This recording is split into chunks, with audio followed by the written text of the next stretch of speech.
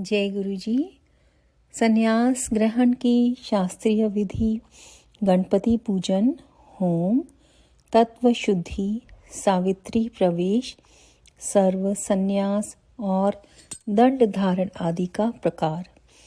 स्कंद कहते हैं वामदेव तदंतर मध्याह्न काल में स्नान करके साधक अपने मन को वश में रखते हुए गंध, पुष्प और अक्षत आदि पूजा द्रव्यों को ले आए और नैऋत्य कोण में देव पूजित विघ्नराज गणेश की पूजा करे। गणानाम त्वा इत्यादि मंत्र से विधि पूर्वक गणेश जी का आवाहन करें। आवाहन के पश्चात उनके स्वरूप का इस प्रकार ध्यान करना चाहिए। उनकी अंग कांति लाल है, शरीर विशाल है, सब प्रकार के आभूषण उनकी शोभा बढ़ा रहे हैं। उन्होंने अपने कर कमलों में क्रमशः पाश, अंकुश, अक्षमाला तथा वर नामक मुद्राएं धारण कर रखी हैं। इस प्रकार आवाहन और ध्यान करने के पश्चात शंभु पुत्र गजानन की पूजा करके खीर, पुआ, नारियल और गुड़ आदि का उत्तम नैवेद्य निवेदन करें। तत्पश्चात तांबुल आदि दे उन्हें संतुष्ट करके नमस्कार करें और अपने अभीष्ट कार्य की निर्विघ्न पूर्ति के लिए प्रार्थना करें। तदंतर अपने गृह सूत्र में बताई हुई विधि के अनुसार उपास अग्नि में आज्य भागन हवन करके अग्नि देवता संबंधी यज्ञ विषयक स्थाली पाक होम करना चाहिए। इसके बाद भू स्वाहा इस मंत्र से पूर्णाहुति होम करके हवन का कार्य समाप्त करें। तत्पश्चात आलस्य रहित हो अपराह्न काल तक गायत्री मंत्र का जप करता रहे। तदंतर स्नान करके सायंकाल की संध्योपासना तथा सायंकालिक उपासना संबंधी नित्य होम आदि करके मौन हो गुरु की आज्ञा ले चरु पकाएं। फिर अग्नि में समिधा, चरु और घी की रुद्र सूक्त से और सद्योजात आदि 5 मंत्रों से पृथक पृथक आहुति दें। अग्नि में उमा सहित महेश्वर की भावना करें और गौरी देवी का चिंतन करते हुए गौरीर मियाय इस मंत्र से 108 बार होम करके अग्नये स्विष्ट कृते स्वाहा इस मंत्र से एक बारी आहुति दें।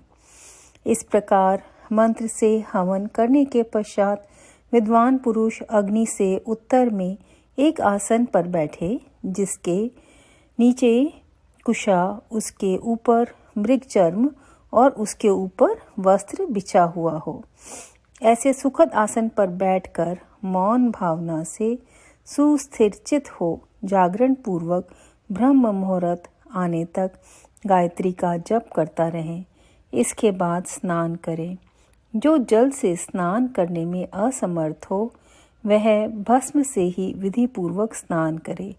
फिर उस अग्नि पर ही चरु पकाकर उसे घी से तर करे। उसे उतार कर अग्नि से उत्तर दिशा में कुश पर रखें। पुनः घी से चरु को मिश्रित करें।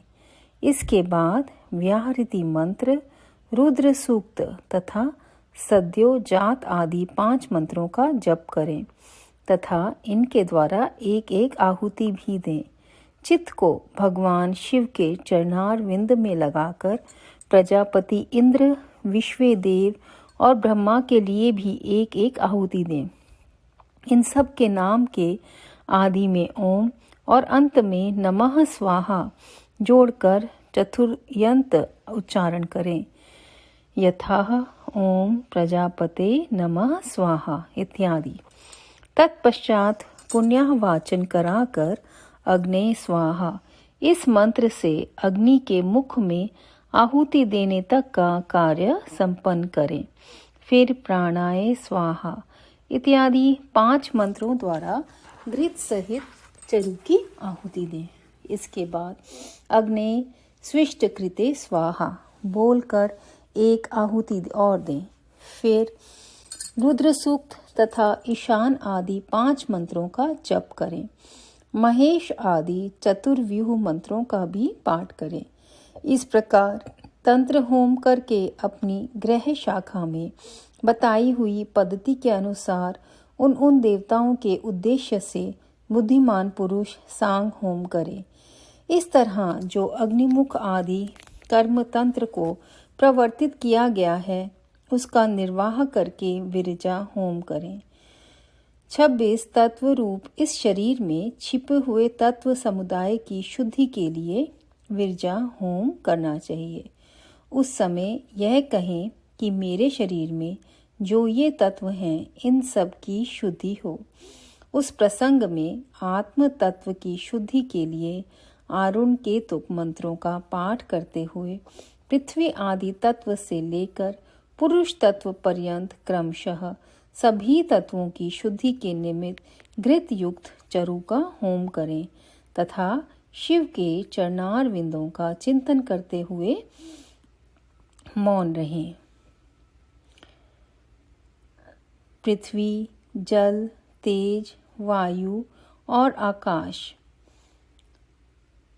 ये पृथ्वी या व्यादिक पंचक कहलाते हैं। शब्द, स्पर्श, रूप, रस और गंध ये शब्दादिक पंचक हैं। वाक, पाणी, पाद, पायु तथा उपस्थ ये वाग आदि पंचक हैं। श्रोत्र, नेत्र, नासिका, रसना और त्वक ये श्रोत्रादि पंचक हैं। शिर, पार्श्व, पृष्ठ और उदर ये 4 हैं। इन्हें जंघा को भी जोड़ लें। फिर त्वक आदि 7 धातुएं हैं। प्राण, अपान आदि 5 वायुओं को प्राण आदि पंचक कहा गया है। अन्नमय आदि 5 कोशों को कोश पंचक कहते हैं। उनके नाम इस प्रकार हैं: अन्नमय, प्राणमय, मनोमय, विज्ञानमय और आनंदमय। इनके सिवाय मन, चित्त, बुद्धि, अहंकार, ख्याति, संकल्प, गुण, प्रकृति और पुरुष हैं। भोक्तापन को प्राप्त हुए पुरुष के लिए भोग काल में जो 5 अंतरंग साधन हैं उन्हें तत्व पंचक कहा गया है। उनके नाम ये हैं: नियति, काल, राग, विद्या और कला। ये 5 माया से उत्पन्न हैं। मायाम तु प्रकृतिम विद्यात्। इस श्रुति में प्रकृति ही माया कही गई है। उसी से ये तत्व उत्पन्न हुए हैं, इसमें संशय नहीं है। काल का स्वभाव ही नियति है, ऐसा श्रुति का कथन है। ये नियति आदि जो 5 तत्व हैं इन्हीं को पंच कंचुक कहते हैं। इन 5 तत्वों को ना जानने वाला विद्वान भी मूढ़ ही कहा गया है।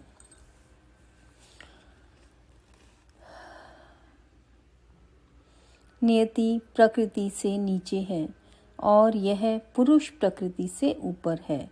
जैसे कौवे की एक ही आँख उसके दोनों गोलकों में घूमती रहती है, उसी प्रकार पुरुष प्रकृति और नियति दोनों के पास रहता है। यह विद्या तत्व कहा गया है। शुद्ध विद्या, महेश्वर, सदाशिव, शक्ति और शिव इन 5 को शिव तत्व कहते हैं। ब्राह्मण प्रज्ञानम ब्रह्म इस श्रुति के वाक्य से यह शिव तत्व ही प्रतिपादित हुआ। मुनीश्वर पृथ्वी से लेकर शिव पर्यंत जो तत्व समूह है उसमें से प्रत्येक को क्रमशः अपने अपने कारण में लीन करते हुए उसकी शुद्धि करो। पृथ्वी व्यादि पंचक, शब्द आदि पंचक, वाग आदि पंचक, श्रोत्र आदि पंचक, शिर आदि पंचक, त्वग आदि धातु सप्तक, प्राण आदि पंचक, अन्नमय आदि कोश पंचक, मन आदि पुरुषांत तत्व, नियत्यादि तत्व पंचक अथवा पंचक कंचुक, और 11वां है शिव तत्व पंचक। ये 11 वर्ग हैं। इन 11 वर्ग संबंधी मंत्रों के अंत में परस्मै शिव ज्योतिषे इदं नमः इस वाक्य का उच्चारण करें। इसके द्वारा अपने उद्देश्य का त्याग बताया गया है। इसके बाद विविद्या तथा कर्षोलक संबंधी मंत्रों के अंत में अर्थात विविद्याय स्वाहा, कर्षोत्काय स्वाहा, इनके अंत में स्वत्व त्याग के लिए व्यापकाय परमात्मने शिव ज्योतिषे विश्वभूत घनोत्सुकाय परस्मै देवाय इदं इसका उच्चारण करें। तत्पश्चात उत्तिष्ठ ब्राह्मण स्पते देव्यन्तस्त्वमेमहे उप्रयन्तु मरुतः सुदानव इंद्र प्राशुर्भवाः सचा। इस मंत्र के अंत में विश्वरूपाय पुरुषाय ओम स्वाहा बोलकर स्वत्व त्याग के लिए लोक त्रय व्यापिने परमात्मने शिवायेदाम नमः का उच्चारण करें। तदंतर अपनी शाखा में बताई हुई विधि से पहले तंत्र कर्म का संपादन करके घृत मिश्रित चरु का प्राशन एवं आचमन करने के पश्चात पुरोधा आचार्य को सुवर्ण आदि से संपन्न समुचित दक्षिणा दे। फिर ब्रह्मा का विसर्जन करके प्रातःकालिक उपासना संबंधी नित्य होम करें। इसके बाद मनुष्य सम माम सिंचन्तु मरुतः इस मंत्र का जप करे। तत्पश्चात या ते अग्ने यज्ञा तनुस्ते हारोहात्मा आत्मानाम इत्यादि मंत्रों से हाथ को अग्नि में तपाकर उस अग्नि को अद्वैत धाम स्वरूप अपने आत्मा में आरोपित करें। तदंतर प्रातःकाल की संध्योपासना करके सूर्योपस्थान के पश्चात जलाशय में जाकर नाभि तक जल के भीतर प्रवेश करें। वहाँ प्रसन्नता पूर्वक मन को स्थिर कर उत्सुकता पूर्वक वेद मंत्रों का जप करें। जो अग्निहोत्री हो वह स्थापित अग्नि में प्रजापत्येष्टि करे तथा वेदोक्त वैश्वानर स्थालीपाक होम करके उसमें अपना सब कुछ दान कर दे। पूर्वोक्त रूप से अग्नि का आत्मा में आरोप करके ब्राह्मण घर से निकल जाए। मुनीश्वर फिर वह साधक निम्नांकित रूप से सावित्री प्रवेश करे। ओम भू सावित्रीं प्रवेशयामि। ओम तत्सवितुर्वरेण्यम्। ओम भुवः सावित्रीं प्रवेशयामि। भर्गो देवस्य धीमहि। ओम स्वः सावित्रीं प्रवेशयामि। धियो यो नाम प्रचोदयात्। ओम भूर्भुवः स्वः सावित्रीं प्रवेशयामि। तत्सवितुर्वरेण्यं भर्गो देवस्य धीमहि धियो यो नाम प्रचोदयात्। इन वाक्यों का प्रेम पूर्वक उच्चारण करें और चित्त को चंचल ना होने दें। उस समय गायत्री का इस प्रकार ध्यान करें। ये भगवती गायत्री साक्षात भगवान शंकर के आधे शरीर में वास करने वाली हैं। इनके 5 मुख और 10 भुजाएं हैं।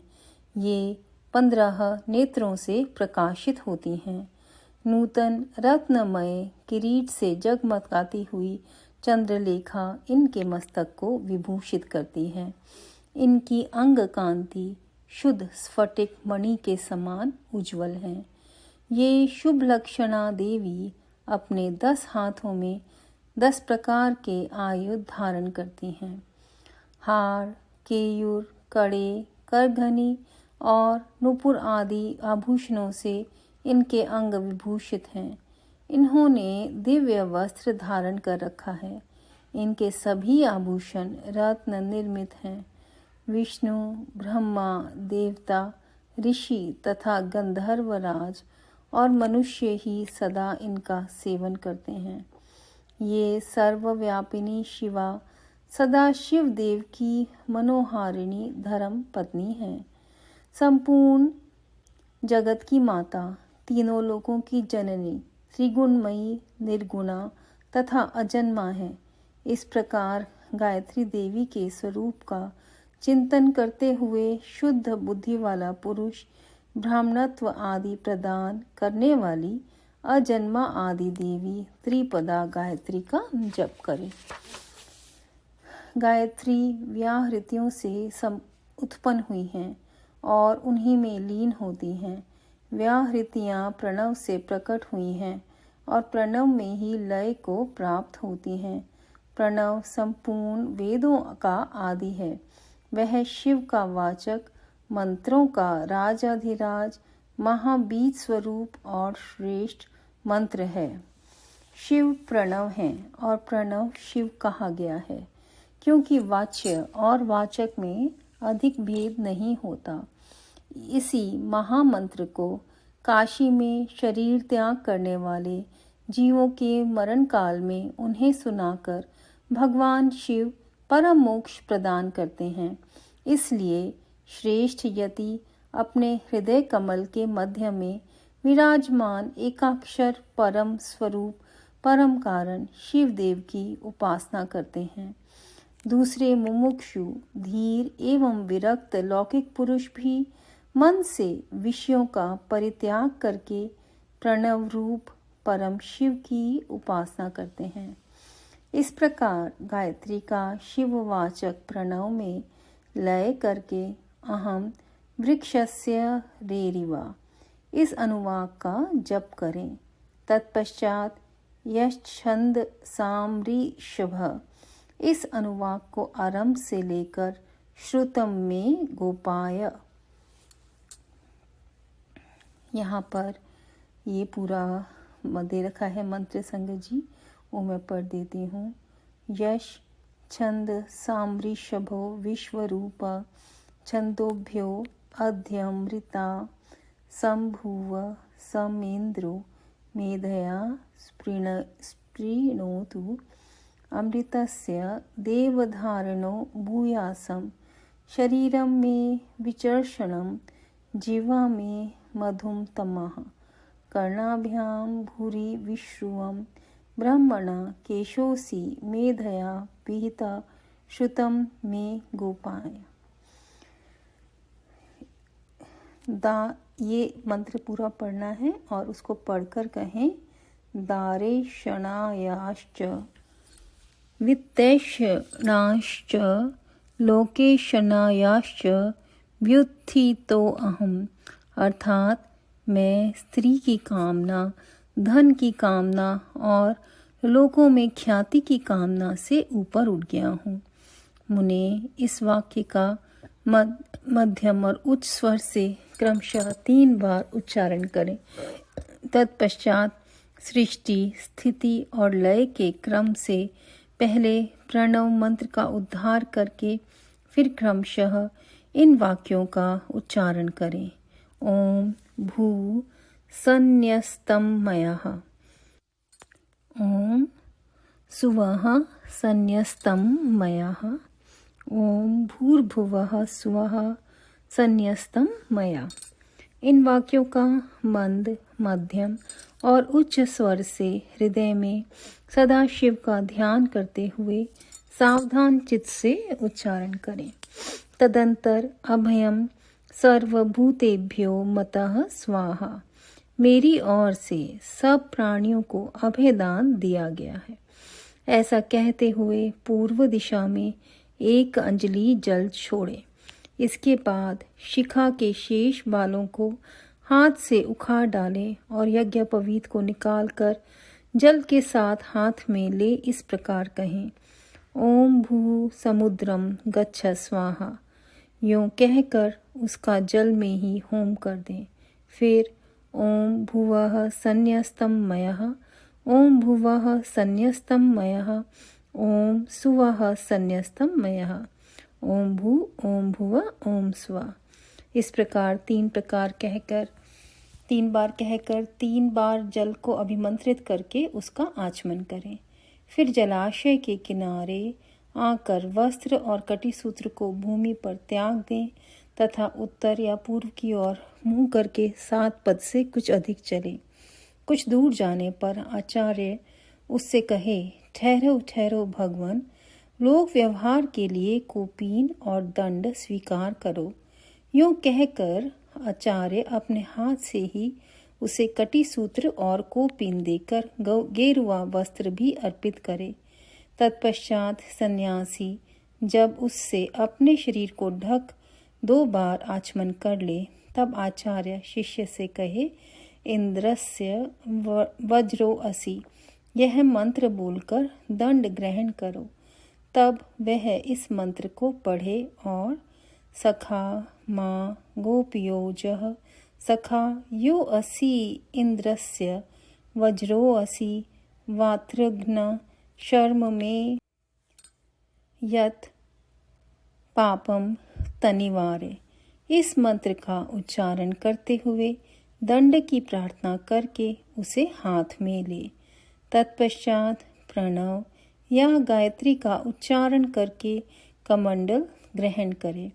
तदंतर भगवान शिव के चरणारविंद का चिंतन करते हुए गुरु के निकट जा वह 3 बार पृथ्वी में लौटकर दंडवत प्रणाम करे। उस समय वह अपने मन को पूर्णतया संयम में रखे। फिर धीरे से उठकर प्रेम पूर्वक अपने गुरु की ओर देखते हुए हाथ जोड़कर उनके चरणों के समीप खड़ा हो जाए। संन्यास दीक्षा विषयक कर्म आरंभ होने से पहले ही शुद्ध गोबर लेकर आंवले बराबर उसके गोले बना लें और सूर्य की किरणों में ही उन्हें सुखाएं। फिर होम आरंभ होने पर उन गोलों को होमाग्नि के बीच में डाल दें। होम समाप्त होने पर उन सबको संग्रह करके सुरक्षित रखें। तदंतर दंड धारण के पश्चात गुरु विरजाग्नि जनित उस श्वेत भस्म को लेकर उसी को शिष्य के अंगों में लगाएं अथवा उसे लगाने की आज्ञा दें। उसका क्रम इस प्रकार है: ओम अग्निरिति भस्म, वायुरिति भस्म, जलमिति भस्म, स्थलमिति भस्म, व्योमिति भस्म सर्वम ह वा इदं भस्म मन एतानि चक्षुषी। इस मंत्र से भस्म को अभिमंत्रित करें। तदंतर ईशान आदि 5 मंत्रों द्वारा उस भस्म का शिष्य के अंगों से स्पर्श कराकर उसे मस्तक से लेकर पैरों तक सर्वांग में लगाने के लिए दें। शिष्य उस भस्म को विधि पूर्वक हाथ में लेकर त्रयायुषम तथा त्र्यंबकम इन दोनों मंत्रों को 3-3 बार पढ़ते हुए ललाट आदि अंगों में क्रमशः त्रिपुंड धारण करे। तत्पश्चात श्रेष्ठ शिष्य अपने हृदय कमल में विराजमान उमा सहित भगवान शंकर का भक्ति युक्त चित्त से ध्यान करें। फिर गुरु शिष्य के मस्तक पर हाथ रखकर उसके दाहिने कान में ऋषि, छंद और देवता सहित प्रणव का उपदेश करें। इसके बाद कृपा करके प्रणव के अर्थ का भी बोध कराए। श्रेष्ठ गुरु को चाहिए कि वह प्रणव के 6 प्रकार के अर्थ का ज्ञान कराते हुए उसके 12 भेदों का उपदेश दे। तत्पश्चात शिष्य दंड की भांति पृथ्वी पर पड़कर गुरु को साष्टांग प्रणाम करे और सदा उनके अधीन रहे। उनकी आज्ञा के बिना दूसरा कोई कार्य ना करे। गुरु की आज्ञा से शिष्य वेदांत के तात्पर्य के अनुसार सगुण निर्गुण भेद से शिव के ज्ञान में तत्पर रहे। गुरु अपने उसी शिष्य के द्वारा श्रवण, मनन और निधि ध्यान आसन पूर्वक जप के अंत में प्रातःकालिक आदि नियमों का अनुष्ठान करवाए। कैलाश प्रस्तर नामक मंडल में शिव के द्वारा प्रतिपादित मार्ग के अनुसार शिष्य वहीं रहकर शिव पूजन करे। यदि गुरु के आदेश के अनुसार वह प्रतिदिन वहीं रहकर मंगलमय देवता शिव की पूजा करने में असमर्थ हो तो उनसे अर्घा सहित स्फटिकमय शिवलिंग ग्रहण कर ले और कहीं भी रहकर नित्य उसका पूजन किया करे। वह गुरु के निकट शपथ खाते हुए इस तरह प्रतिज्ञा करे, मेरे प्राण चले जाएं यह अच्छा है, मेरा सिर काट लिया जाए यह भी अच्छा है, परंतु मैं भगवान त्रिलोचन की पूजा किए बिना कदापि भोजन नहीं कर सकता। ऐसा कहकर सुदृढ़ चित्त वाला शिष्य मन में शिव की भक्ति के लिए गुरु के निकट 3 बार शपथ खाए और तभी से मन में उत्साह रखकर उत्तम भक्ति भाव से पंचावरण पूजन की पद्धति के अनुसार प्रतिदिन महादेव जी की पूजा करें। यहीं पर अध्याय 13 संपूर्ण होता है संगत जी। और यहाँ ये काफ़ी बीच में संस्कृत के नीचे वो लिखे गए हैं श्लोक, उसमें मैं उसका कुछ थोड़ी सी व्याख्या कर देती हूँ जो कि हमें अच्छे से समझ में आ जाए। तो